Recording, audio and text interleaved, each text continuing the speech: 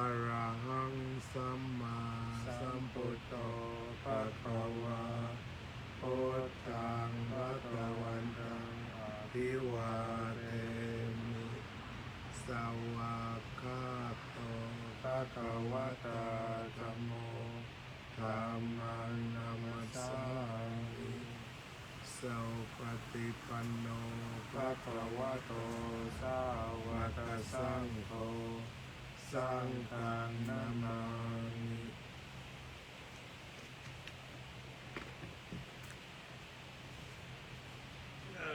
สวัสดียามเช้านะนมัสการไหมวันนี้นมัสการพระครับพระอาจารย์ได้เลย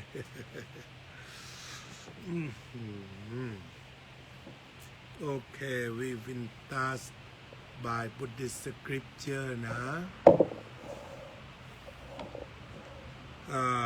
96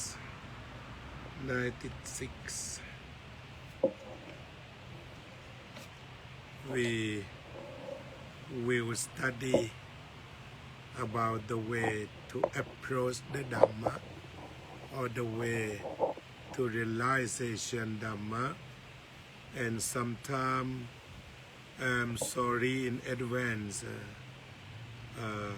if I find it very interesting statement or passage, I might interrupt you to push you some time to give some comment. Okay, let's start number 5.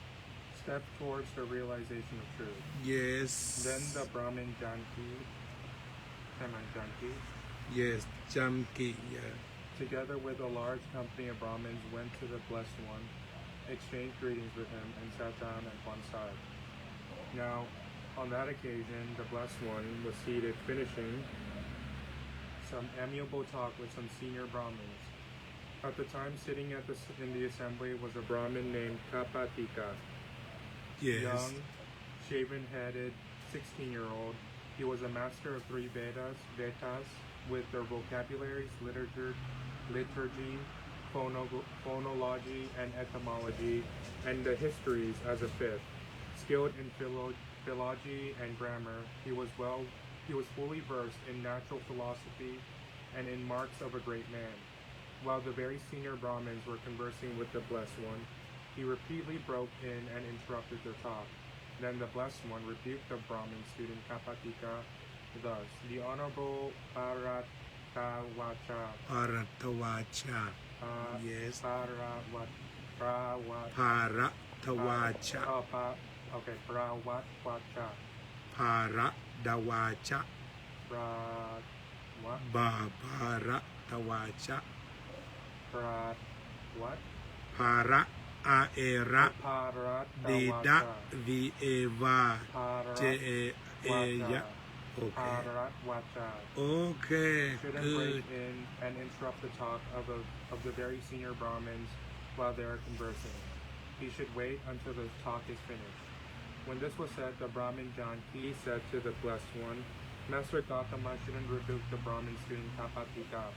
This Brahmin student is very learned, he has a good delivery, he is wise. He can well take part in the discussion with Master Gautama." Then the Blessed One thought, surely, since the Brahmins honor him, thus the Brahmin student Kapatika must be accomplished in the scriptures of the 3 Vedas. Then the Brahmin student Kapatika thought, when the ascetic Gautama catches my eye, I shall ask him a question. Then knowing with his own mind the thought... 3 Veda. That's been like the scripture of Brahmin. Veda is same like a scripture or the book, the holy book. Yes. Okay, go on. Then knowing with his own mind the thought in the Brahmin student Kapatika's mind, the Blessed One turned his eye toward him. Then the Brahmin student Kapatika thought, the ascetic Gautama has turned toward me. Suppose I ask him a question. Then he said to the Blessed One, Master Gautama, in regard to the ancient Brahmin hymns that have come down through oral transmission, preserved in the collections, the Brahmins come to the definite conclusion. Only this is true, anything else is wrong. What does Master Gautama say about this? How about then Wat Vacha, ปรัตวาจา Parata Vacha? yes Among the Brahmins, is there even a single Brahmin who says thus? I know this, I see this, only this is true, anything else is wrong. No, Master Gautama. Then how then Vata ปรัตวาจา Paratavacha. โอเค Among the Brahmins, is there even a single teacher or a single teacher's teacher, back to the seventh generation of teachers, who says thus, I know this, I see this, only this is true, anything else is wrong? No, Master Gautama. How then Paratvacha, the ancient Brahmin seers, the creator of the hymns, the composer of the hymns, whose ancient hymns that were formerly chanted, uttered, and compiled, the Brahmins nowadays still chant and repeat, repeating what was spoken and reciting what was recited. That is, Ataka, Wamaka, Wamatewa, Vesamita, Yamataki, Anakirasa, Paratavacha, Waseta, Kasapa, and Pachku. okay Even these ancient Brahmins here say thus, we know this, we see this, we know this, we see this, only this is true, anything else is wrong. No, Master Gautama. then it is like the word here only God is true only Jesus is the path only ye trust is truth something like that and the Brahmin some kinds of Brahmin said this is only true another is wrong something like that okay So, Paratvacha, it seems that the Brahmins, there is not even a single Brahmin who says thus, I know this, I see this, only this is true, anything else is wrong. And among the Brahmins, there is not even a single teacher or single teachers back the seventh generation of teachers who says thus, I know this, I see this, only this is true, anything else is wrong. And the ancient Brahmin seers, the creators of the hymns, the composer of the hymns, even these ancient Brahmin seers did not say thus, we know this, we see this, only this is true, anything else is wrong. Suppose there was a file of blind men, each in touch with the next. The first one does not see, the middle one does not see, the last one does not see. So too, Paratvacha, in regard to their statement, the Brahmins seem to be like a file of blind men. The first one does not see, the middle one does not see, the last one does not see. What do you think, Paratvacha? That being so, does not the faith of the Brahmins turn out to be groundless? The Brahmins honor this only out of faith, Master Gautama. They also honor it as oral tradition. Paratvacha. First, you took your stand on faith. Now you speak of oral tradition. There are 5 things, Paratvacha, that you may turn out in 2 different ways here and now. What 5? Faith, approval, oral tradition, reason, cogitation, and acceptance of you as a result of pondering it. These 5 things may turn out in 2 different ways here and now.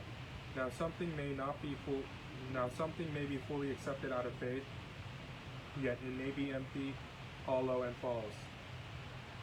But something else may not be fully accepted out of faith, yet it may be factual, true, and unmistaken.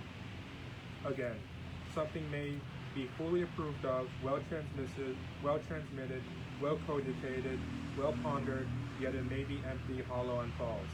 But something else may not be well pondered, yet it may be factual, true, and unmistaken.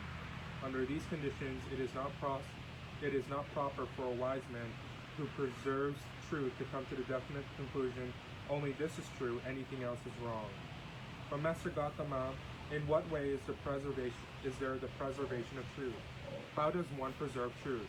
We ask Master Gautama about the preservation of truth. If a person has faith, Paratvacha, he preserves the truth when he says, my faith is thus. But he does not yet come to the definite conclusion, only this is true, anything else is wrong. In this way, Paratvacha, there is the preservation of truth. In this way, he preserves truth. In this way, we describe the preservation of truth. But as yet, there is no discovery of truth. If a person approves of something, if he receives oral tradition, if he reaches on a conclusion based on reason cogitation, if he accepts a view as a result of pondering it, he reserves truth when he says, "The view that I accept as a result of pondering it is thus," but he does not yet come to the definite conclusion, "Only this is true, anything else is wrong." In this way, parat vacha, there is the preservation of truth. In this way, he preserves truth. In this way, we describe the preservation of truth. But as yet, there is no discovery of truth. In what way, Master Gautama, there is the preservation of truth? In that way, one preserves truth. In that way, we recognize the preservation of truth. But in what way, Master Gautama, is there the discovery of truth? In what way does one discover truth? We ask Master Gautama about the discovery of truth. Here, Parat Vacha, a monk may be living independent on some village or town. Then a householder or householder's son goes to him and investigates him in regards to three kinds of states. In regards to states based on greed, in regards to states based on hate, and in regards to states based on delusion. Are there in this monk, any states based on greed, such that with his mind obsessed by those states while not knowing, he might say, "I know," or while not seeing, he might say, "I see," or he might urge others to act in a way that would lead to their harm and suffering for a long time. As he investigates him, he comes to know there are no such states based on greed in this monk. The bodily and verbal behavior of this monk are not those of one affected by greed. And the Dhamma that he teaches is profound, hard to see and hard to understand, peaceful and sublime, unattainable by mere reasoning, subtle to be experienced by the wise. This Dhamma cannot easily be taught by one affected by greed. When he has investigated him, and he has seen that he is purified from states based on greed, he investigates him in regards to states based on hate. Are there in this monk any states based on hate, such that with his mind obsessed by those states, he might urge others to act in a way that would lead to their harm and suffering for a long time? As he investigates him, he comes to know there is no states based on hate in this monk. The bodily and verbal behavior of states based on hate in this the bodily and verbal behavior of this monk are not those of one affected by hate. And the Dhamma that he teaches is profound, to be experienced by the wise. This Dhamma cannot easily be taught by one affected by hate. When he has investigated him, and he has seen that he is purified from states based on hate, he investigates him in regards to states based on delusion. Are there in this monk any states based on delusion, such that with his mind obsessed by those states, he might urge others to act in a way that would lead to their harm and suffering for a long time? As he investigates him, he comes to know there are no such states based on delusion in this monk. The bodily and verbal behavior of this monk are not those of one affected by delusion. And the Dhamma that he teaches is profound, to be experienced by the wise. This Dhamma cannot easily be taught by one affected by delusion. When he has investigated him and has seen that he is purified from states based on delusion, then he places faith in him. Filled with faith, he visits him and pays respect to him. Having paid respect to him, he gives ear. When he gives ear, he hears the Dhamma. Having heard the Dhamma, he memorizes it, and then he examines the teachings he has memorized. When he examines their meaning, he accepts those teachings as a result of pondering them. When he has accepted those teachings as a result of pondering them, desire springs up. When desire springs up, he applies his will. Having applied his will, he scrutinizes. Having scrutinized, he strives, resolutely striving. He realizes the body, the supreme truth, and sees it penetrating it with wisdom. In this way, parat vacha, there is the discovery of truth. In this way, one discovers truth. In this way, we describe the discovery of truth. But as yet, there is no final arrival. Okay, this is the Buddha talk about not only preservation of truth, but how to discover. As he said, the step of discovering, like a listen Dhamma, and this is a good word. When he keeps ear, this is a good statement. And start by hearing Dhamma, learn Dhamma, and memorize Dhamma, understand Dhamma, and then accept and practice until it give it good result. And then after that, it is called the realization, the body other stream Dhamma by study and practice than realization in brief, and penetrate it with wisdom. It's not just only faith or transmission of belief like Hinduism, but you should understand, realized by the wisdom by yourself, as same as the Kalama Sutta. Okay. In this way, I'll finish, right? In that way, Master Gautama, there is a discovery of truth. In that way, one discovers truth. In that way, he recognizes the discovery of truth. But in what way, Master Gautama, is there the final arrival at truth? In what way does one finally arrive at truth? We ask Master Gautama about the final arrival at truth. The final arrival at truth lies in reputation, development, and cultivation of those same things. In this way, Bharat Vacha, there is final arrival at truth. In this way, one arrives at truth. In this way, we describe the final arrival at truth. In that way, Master Gautama, there is the final arrival at truth. In that way, one arrives at truth. In that way, we recognize the final arrival at truth. But what, Master Gautama, is most helpful for the final arrival at truth? We ask Master Gautama about the thing most helpful for the final arrival at truth. Striving is the most helpful for the final arrival at truth, Bharat Vacha. If one does not strive, one will not finally arrive at truth. But because one strives, one does finally arrive at truth. This is why striving is most helpful for the final arrival at truth. But Master Gautama is most helpful for striving. But what, Master Gautama, is most helpful for striving? We ask Master Gautama about the thing most helpful for striving. Scrutiny is the most helpful for striving. If one does not scrutinize, one will not strive. But because one What's the meaning of scrutinize? Scrutinize is like investigating deeper. Or deep, or more deep, yeah, okay. But because one scrutinizes, one strives. And what about strives? Strives is like Keeping, it's like working towards. walking towards, okay, I think that's strive. the best way I would describe striving. Okay. That's why scrutinize is more helpful for striving. Okay, 24. But what, Master Gautama, is the most helpful for scrutiny? We ask Master Gautama about the thing most helpful for scrutiny. Application of will is most helpful for scrutiny. If one does not apply one's will, one will not scrutinize. But because one applies one's will, one scrutinizes. That is why application of the will is most helpful for scrutiny. But what, Master Gautama, is the most helpful application of the will?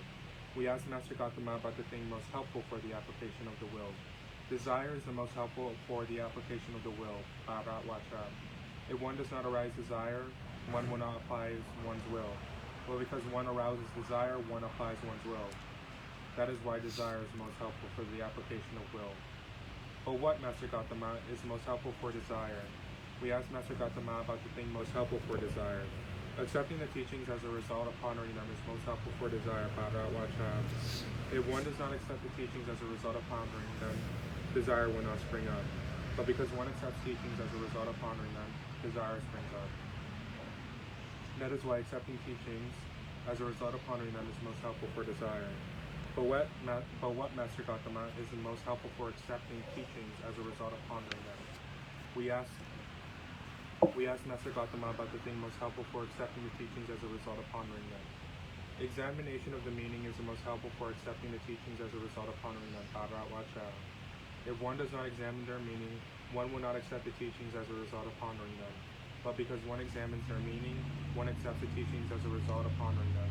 That is why examination of the meaning is most helpful for the application of the teachings as a result of pondering them.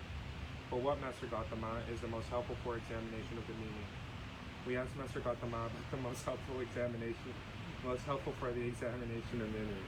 Memorizing the teachings is the most helpful for examining the meaning, Bharat Vacha. If one does not memorize a teaching, one will not examine its meaning. But because one memorizes a teaching, one examines its meaning. I think they say memorize teachings because it's oral, right? Right, moral, Yeah, and oral. yeah. Oral. But It you is don't have to important. know But you don't have to anymore because you can just read it off the book. Yeah, if you don't have memorize, you don't know the meaning. Okay. That's it in the temporary, Yeah. in the Buddha's time. Yeah, That makes sense. you don't have the books, but further on, you see about you keep the ear and respect to learn, and after that, understanding, scrutinize, and then you can memorize and keep the meaning. Yes. Like you must, even you study this time, you must know definition, and after that you can write, you can analyze. Without definition, you can't go, you can't write. Yeah. Okay. But what Master Gautama is most helpful for memorizing the teachings? We asked Master Gautama about the thing most helpful for memorizing the teachings. Hearing the Dhamma is the most helpful for memorizing the teachings. Bharat Vacha. If one does not hear the Dhamma, one would not memorize the teachings. But because one hears the Dhamma, one memorizes the teachings. This is why hearing the Dhamma is the most helpful for memorizing the teachings. But what Master Gautama is most helpful for hearing the Dhamma? We asked Master Gautama about the thing most helpful for hearing the Dhamma. Here we go. Giving ear is the most helpful for hearing the Dhamma. Bharat Vacha. If one does not give ear, one will not hear the Dhamma. But because one gives ear, one hears the Dhamma. That is why giving ear is the most helpful for hearing the Dhamma. But what, Master Gautama, is most helpful for giving ear? We asked Master Gautama about the thing most helpful for giving ear. Paying respect is most helpful for giving ear. Bharat Vacha. If one does not pay respect, one will not give ear. But because one pays respect, one gives ear. That is why paying respect is the most helpful for giving ear. But what Master Gautama is the most helpful for paying respect? We asked Master Gautama about the thing most helpful for paying respect. Visiting is the most helpful for paying respect. Bharat Vacha. If one does not visit a teacher, one will not pay respect to him. But because one visits a teacher, one pays respect to him. That is why visiting is the most helpful for paying respect. But what Master Gautama is the most helpful for visiting? We asked Master Gautama about the thing most helpful for visiting. Faith is most helpful for visiting. Bharat Vacha. If faith in a teacher does not arise, one will not visit him. But because faith in a teacher arises, one visits him. Oh, now we're back to faith. We're back at the beginning now. Right. We go back to the beginning. Because it's faith that I think he says It faith. left forward and backward. Yeah, he starts with faith, right? Right. Faith and respect, and keep the ear and listening, remembering, memorize. Yeah. This is talk about the system of knowing, Yeah. how to approach knowing. It's like a circle. There's no Yeah, ending or circle. beginning. It just comes back. The Buddha analyzed like the systematic, this way of system, because all things real. It's like the ending is the beginning, or the beginning is the ending. Okay, let's go. Okay. We asked Master Gautama about the preservation of truth, and Master Gautama answered about the preservation of truth. We approve of and accept that answer, so we are satisfied. We asked Master Gautama about the discovery of truth, and Master Gautama answered about the discovery of truth. We approve of and accept that answer, and so we are satisfied. We asked Master Gautama about the final arrival at truth, and Master Gautama answered about the final arrival at truth. We approve of and accept that answer, and so we are satisfied. We asked Master Gautama about the thing most helpful for the final arrival at truth, and Master Gautama answered about the thing most helpful for the final arrival at truth. We approve of and accept that answer, and so we are satisfied. Whatever we ask Master Gautama about, that he has answered us. We approve and accept that answer, and so we are satisfied. Formerly, Master Gautama, we used to think, who are these bald-headed ascetics, these dark menial offspring of the Lord's feet, that they would understand the Dhamma? But Master Gautama has indeed inspired in me love for ascetics, confidence in ascetics, and reverence for ascetics. Magnificent Master Gautama, magnificent Master Gautama. From today, let Master Gautama remember me as a lay follower who has gone to him for refuge for life. This is same as at first. He had more confidence and ego. That guy. He just only 16 years old. but if we can compare now, when you turn 15 years old, you finish PhD, like we heard some boy can finish PhD about physics or something in Europe like that.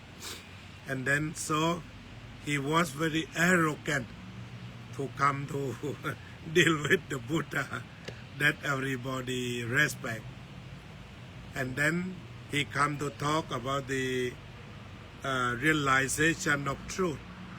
But the Buddha did not answer directly, but he put the floor to know more than this. That's good for you to come to answer one question. Was it better for you to know about the beginning? We can apply for all studying the knowledge. At first, we should have faith, as he said. And after you have faith, you heard from someone that Gautama is great. Gautama practiced well. Gautama know everything and start to be first. And the second, you want to go and visit. If you see someone like superstar, something like that.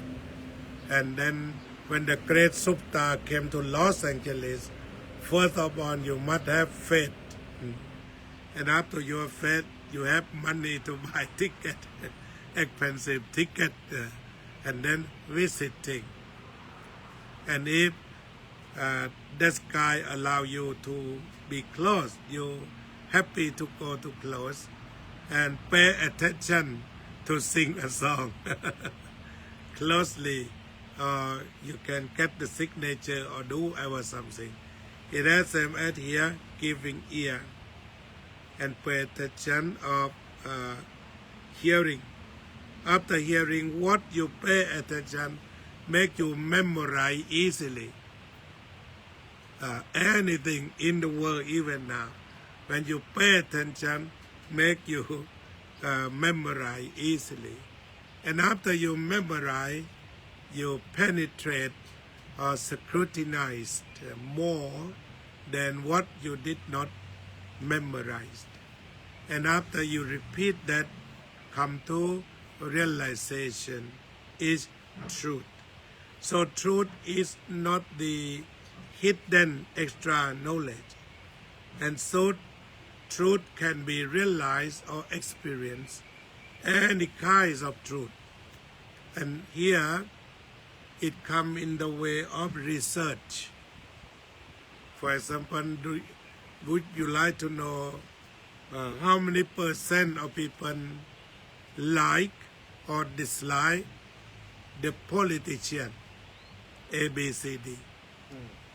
And then they come by research because you cannot jump conclusion because there are so many factors. So you must research, you must put every factors and put in front of you and analyze every factor.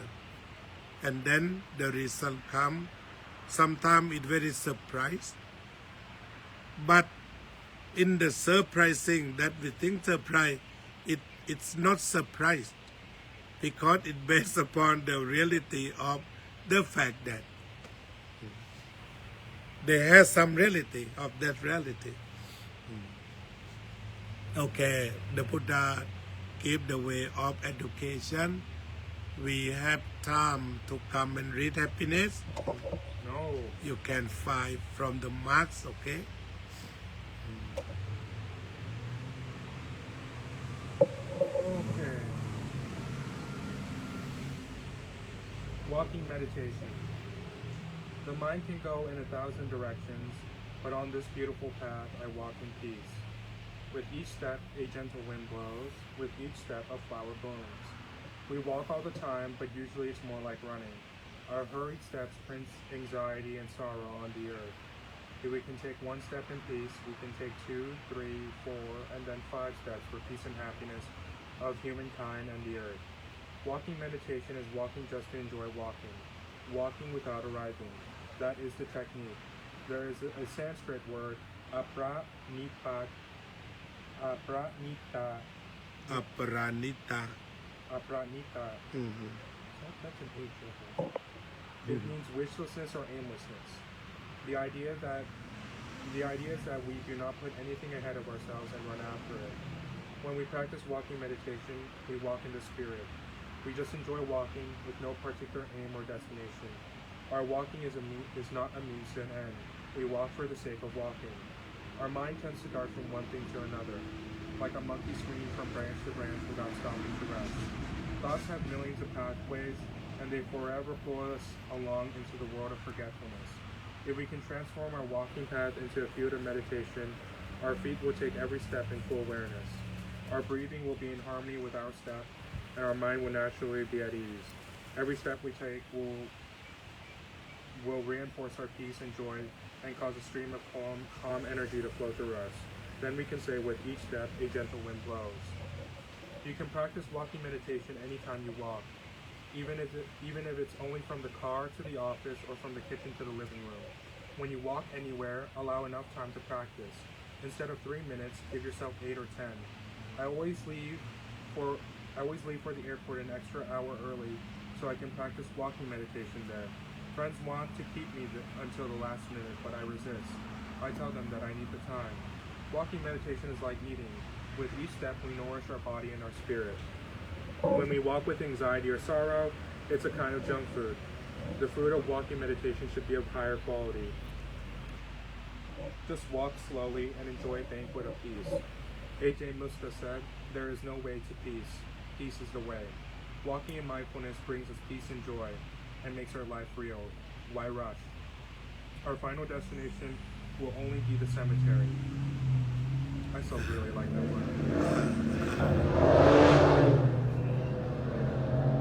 word. He always said, without expectation, present here now, eating is for eating, walking is for eating, and sometimes sitting for nothing. Even Ajahn Pram, a Buddhist monk, said, what's the purpose of meditation? He said, nothing. Try to let go about the expectation. And when we let go expectation more, we can be the reality. Like a walking is a walking. And some people like to walk to lose the weight, to walk to lose the fat, to walk to lose diabetes or something like that. That as long as you hope, and one day you are hopeless. If after you walk, but diabetes is not low, you feel sorrow. If after you walk long and long, you still fat, you are not happy. And if you say walking is for walking, no problem, because you cut about the hope to be hopeless or hopeful. So he emphasized on what you are doing it, that's it. Okay. A.J. Musta said, there is no way to peace, peace is the way. No way to peace, peace is the way, okay. Walking in mindfulness brings us peace and joy and makes our life real. Why rush? Our final destination will only be the cemetery. Why not walk in the direction of life, enjoying peace in every moment with every step? There is no need to struggle. Enjoy every step you make. Every step brings you home to the here and now. This is your true home, because only in this moment, in this place, can life be possible. We have already arrived. The earth is our mother. When we are away from Mother Nature far too long, we get sick. Each step we take in walking meditation allows us to touch our mother, so that we can be well again. A lot of harm has been done to Mother Nature, so now it is time to kiss the earth with our feet and heal our mother. Some of us may not be able to walk. When we practice walking meditation at our retreats, each person who can't walk chooses someone who is practicing walking meditation to watch and become wonder, following her steps in mindfulness. In this way, he makes peaceful and serene steps together with his partner. even though he himself cannot walk. We who have 2 legs must not forget to be grateful.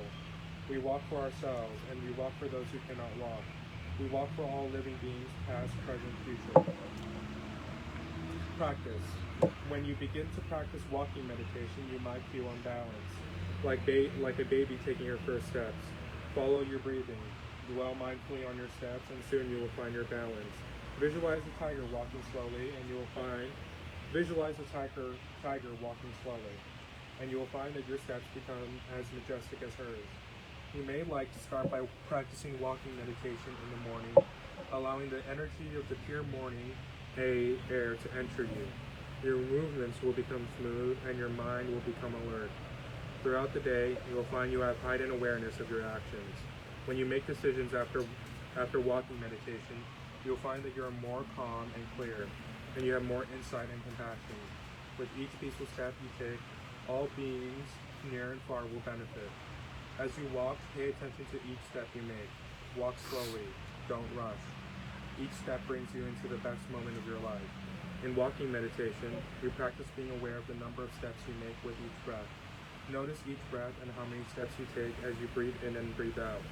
In walking meditation, we match steps to our breath, not the other way around. When you breathe in, take 2 or 3 steps, depending on the capacity of your lungs. If your lungs want 2 steps while breathing in, then give it exactly 2 steps. If you feel better with 3 steps, then give yourself 3 steps. When you breathe out, also listen to your lungs. Know how many steps your lungs want you to make while breathing out. When you first start practicing, your in-breath is usually shorter than your out-breath. So you might want to start your practice with 2 steps for the in-breath and 3 for the out-breath. 2, 3, 2, 3, 2, 3. Or 3, 4, 3, 4, 3, 4. But later on it may become even more even, like 2, 3, or 3, 3.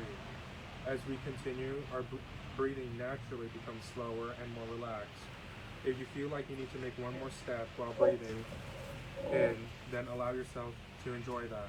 Whatever you feel that you want to make 1 more step while breathing out, then allow yourself to have 1 more step breathing out. Each step should be enjoyable. Don't try to control your breathing. Allow your lungs as much time and air as they need. And simply notice how many steps you take as your lungs fill up and how many you take as they empty. Being mindful of both your breath and your steps. The link is the counting. When you walk uphill or downhill, the number of steps per breath will change. Always follow the needs of your lungs. Observe them deeply. Don't forget to practice smiling. Your half smile will bring calm and delight to your steps and your breath, and help sustain your attention. After practicing for half an hour, you will find that your breath, your steps, your counting, and your half smile come together easily. After some time, you'll find that the in-breath and out-breath will become closer in length. Your lungs will be healthier, and your blood will circulate better. Your way of breathing will have been transformed. We can practice walking meditation by counting steps or by using words. If the rhythm of our breathing is 3-3, for example, we can say silently, lotus flower blooms, lotus flower blooms. Lotus flower boom. Lotus flower boom. It's a long and I try. Lotus flower bloom. Okay. Or the green planet, the green planet. The green planet. As we walk, if our breathing rhythm is 2-3, we might say lotus flower blooms. If we're taking 5 in-breaths and 5 out-breaths, we may say, walking on the green planet, walking on the green planet. Or, walking on the green planet, I'm walking on the green planet for 5, 6. We don't just say the words, we really see the flower blooming underneath our feet. We really become one with our green planet. Feel free to use your own creativity and wisdom to create your own words. Here are some that I wrote. Peace is every step. The shining red sun is my heart. Each flower smiles with me. How green, how fresh all that grows. How cool the wind blows. Peace is every step. It turns the endless path to joy. Every day you walk somewhere. So adding walking meditation into your life doesn't take a lot of additional time or require you to go anywhere different. Choose a place, a staircase, a driveway, or the distance from one tree to another to do walking meditation every day. Every path can be a walking meditation path. finish walking Yeah.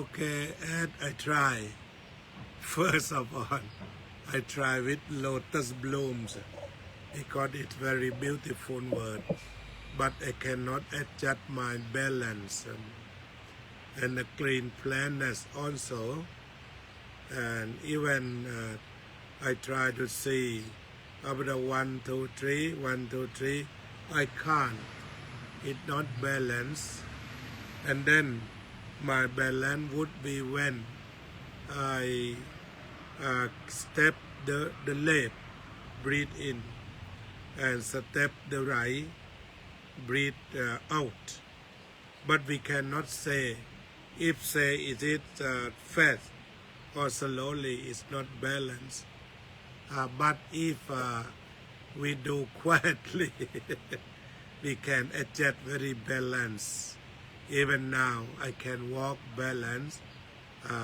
left in right out left in right out it very balanced and sometime like 2 days ago we can add the speed more fast than earlier but it adjusts the harmony or integrity breathe in left breathe out right together what about your experience My experience is that well when I'm walking I'm usually thinking about other things so when I feel myself wandering when I'm walking thinking about other things I try my best to bring myself back to watching my breath bringing myself back to my body so and I try to follow Thich Nhat Hanh when he says count when you walk but that's also really difficult it's hard to count when you walk count thinking counting thinking about your breath at the same time and walk like counting the steps as you go is still really difficult for me but I try if I can't do that and I find that to be very difficult for me I just come back to my breathing and I don't count anything I just know that I'm breathing in or out. Whole breathing yeah okay very good that's the real experience and sometimes it's not just 100% harmony between the step and breathe between breathe in left and breathe out right but we can realize or remind right or recollect that when it's jumping it can come I don't think you need to follow Thich Nhat Hanh when he says you need to follow the counting with your breath as long as you in my opinion because I think that's still too hard for me even though I try to implement that I think that if you're walking and you're knowing that you're breathing in and out you will be doing walking meditation so I think that's the bare minimum for walking meditation right but he opened so many methods to do and sometimes like I saw in Tibetan people they just walk they don't worry about walking but they chant the mantra by the beat or beat what you pronounce the black one at Ajahn show the beat or the beat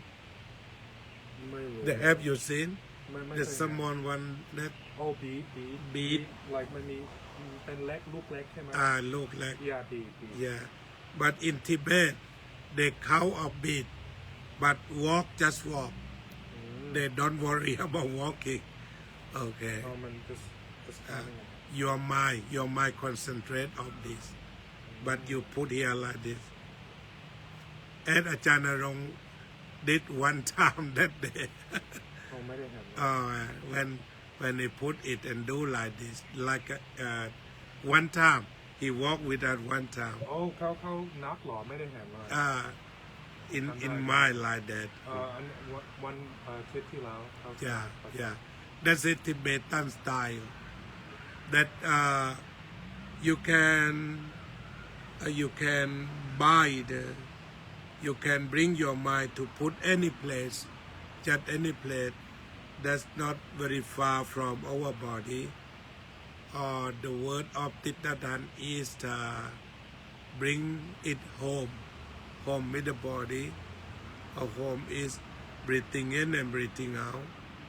But that's very good to try many ways for meditation. It's not fixed just only one. As the Buddha said, it's not just fixed only one, but try to try and error. And for me, walking, sitting, standing, I love sitting very much. I can sit even 2 hours, I can do continuously because I love that. But also the second, walking, I love that too. Two things, walking and sitting.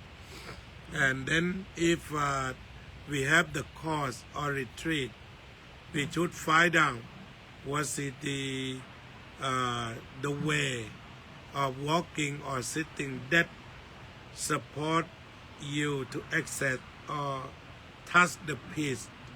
Was it a better way to touch of the peace? So sometimes to make the meditation course, it should be very freely as you pick it.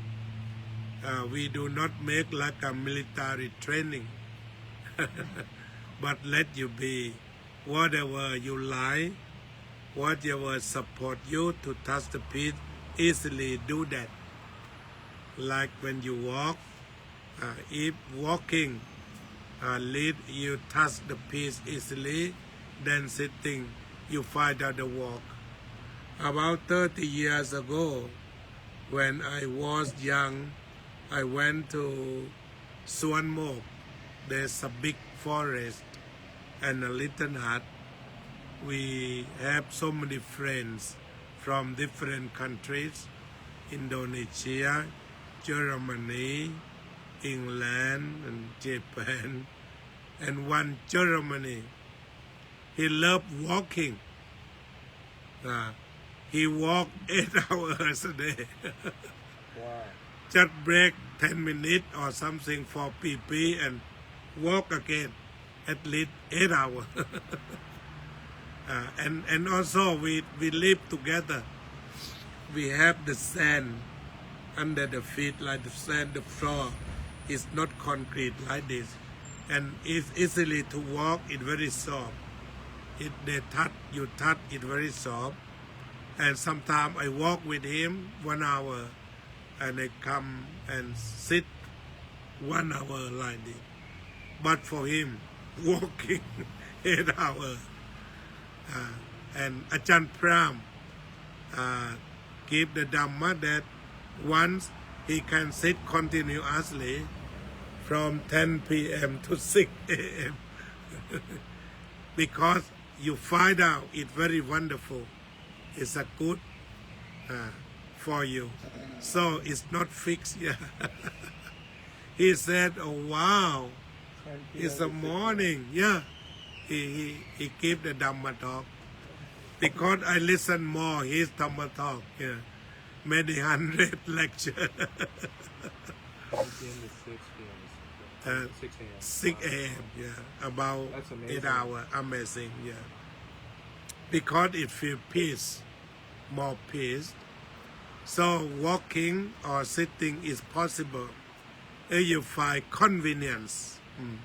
So I don't like to talk and make everybody be pain when even meditate. Even you sit here, I said 1 hour you can walk. Yeah.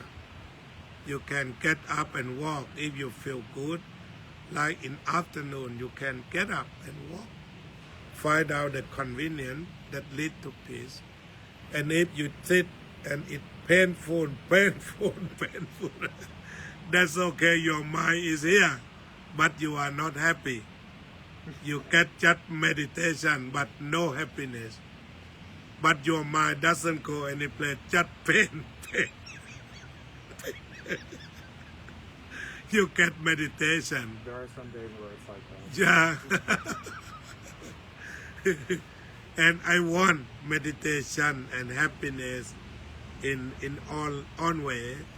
and most Thai Vipassana meditation master they want to put the practitioner pain but I don't like to do like this in harming other person so I let free to find out was it your convenience whether sit is your convenience you feel comfortable to sit let you sit feel comfortable to walk let you walk feel comfortable sometimes you change because the Buddha give us the four ways walking sitting standing lying even lying down what you pronounce lying or laying Lying. Lying down it's not telling a lie right four ways even the Buddha taught us the real teaching we can find out the convenience or comfortable way to practice thank you very much we have chat about Buddhist scripture the Buddha's word the holy word the way to know everything the way to realize the knowledge or the truth by faith by visiting by respect by pay attention by paying attention and memorize scrutinize realize the truth we can apply to do whatever that important สวัสดีครับอาจารย์พัชรพลจากประเทศอังกฤษครับสวัสดีครับขอบคุณมากครับสวัสดีครับพระใหม่สวัสดีครับยมบัวผันหอนนี่ทาง Facebook โอเค we turn to Amit the triple J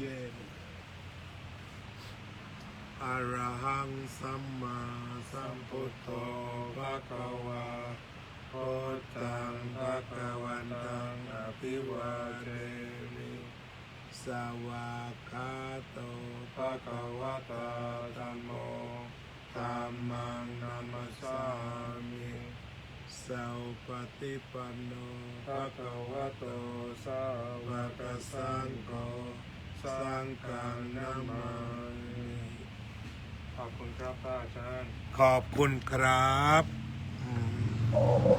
rest well ไม่ได้พักseeโอเค see you 11ครับ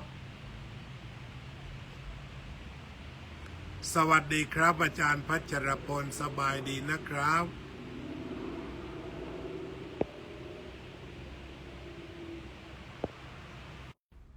สบายดีนะครับอาจารย์พัชรพลครับ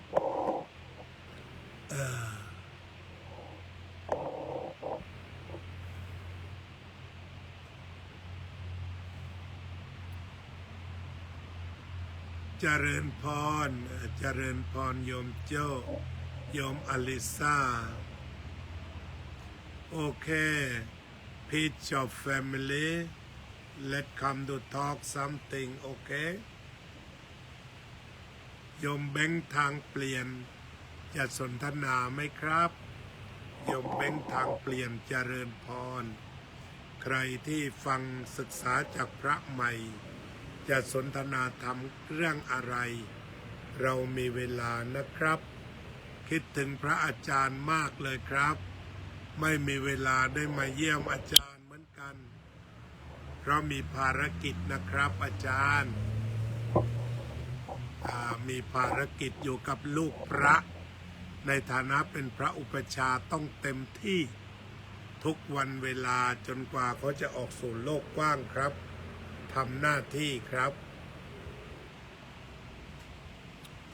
หลวงพี่ปิ่นเสาน่าจะจำวัดไปแล้วรักกระมังเพราะดึกแล้วไม่เห็นท่านวนเวียนมาขอบคุณมากที่คิดถึงคุยธรรมะกันนะครับ Peace of Family ทุกคนเข้ามาต้องรักษาสันติภาพหลายคนถามว่าพระอาจารย์เปิดมาทำไม ก็เพื่อที่จะสนทนาเรื่องสันติเรื่องสงบรับทุกศาสนาใครสนใจแต่ว่าให้เรามาแสวงหาความสงบกันยกหัวข้อธรรมมาถามเราก็เกิดการคุยขึ้นพยายามหลีกเลี่ยงการวิวาทต่างๆถ้ามาเป็นตัวธรรมะแล้วก็เราจะไปได้ดีตอนนี้กี่โมงแล้วครับอาจารย์ที่ประเทศอังกฤษสังกะสีน้อยปรริญญาเจริญพรเป็นปรริญญาเก่านะครับเป็นเด็กวัดแล้วก็ปรริญญาใช่ไหมครับสังกะลีน้อยน่ารักมาก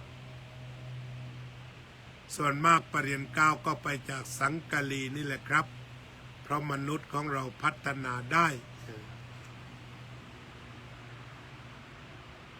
ครับส่งเสริมเรื่องสันติภาพเข้ามาสนทนากันได้เพราะว่าเราจะคุยให้ไปสู่สันติภาพแหละครับแว่นตานี้ไม่ใช่ทำเพื่อเท่ญาติโยมเขาตัดถวายเวลาเจอแสงแดดมันจะเป็นแสงแว่นกันแดดแต่ถ้าไม่เจอแสงแดดก็เป็นแว่นสายตาธรรมดาไม่ได้เน้นว่าจะเท่หรือเป็นเจ้าพ่อแต่ประการใดขออภัยด้วยตอนนี้พอแดดจ้าปั๊บมันจะเป็นสีดำแต่ถ้าเรานั่งอยู่ในที่ร่มไม่เป็นนะครับ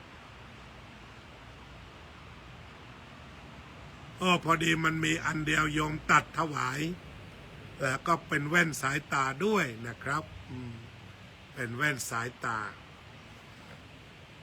วันที่ไปตัดเจ้าหน้าที่แว่นก็ญาติโยมซึ่งเขาเคยใช้เขาก็บอกว่าหลวงพ่อผ่านการผ่าตัดมาแล้วควรจะได้กันแดดทีนี้ธรรมดาคนมันจะมีแว่นสายตากับแว่นกันแดดทีนี้อันนี้เขาบอกว่ามีอยู่เลนส์แบบนี้มันจะปรับของมันเองแล้วเนี่ยตอนนี้แดดจ้าข้างตัวก็เลยกลายเป็นแว่นตาดำนะครับ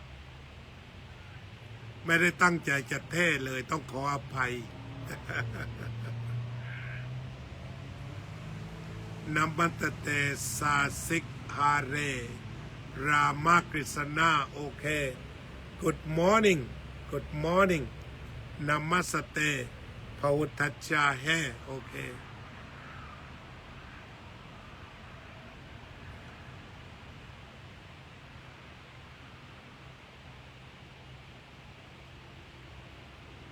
ครับ6 โมงแล้วนะครับเดี๋ยวผมจะปิดเฟซก่อนนะครับปิดเฟซก่อนออกทางTikTokตอนนี้นะครับเฟซก็ถ่ายทอดสดพระอ่านหนังสือ